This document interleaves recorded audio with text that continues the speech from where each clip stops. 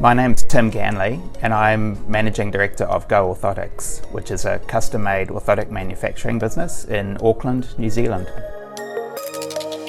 So GO Orthotics started in 1994 when I qualified as a podiatrist. In 2004 we were the first to bring CAD/CAM and CNC machining technology to New Zealand, and we've always innovated and led from the front, which is why we were the early movers in this space in 3D printing.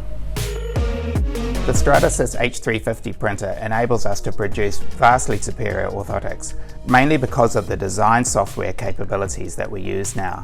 We're able to produce multiple pairs of orthotics in one print build, which is a vast time saving for us and our technicians. This allows us to manufacture orthotics with amazing specifications and unique features that weren't possible in traditional orthotic manufacturing.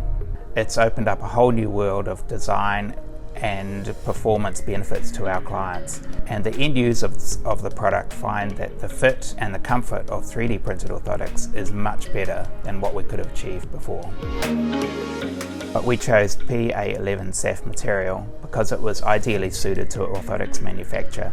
It provides flexible and durable parts that can withstand the stress needed inside the shoes where orthotics are worn.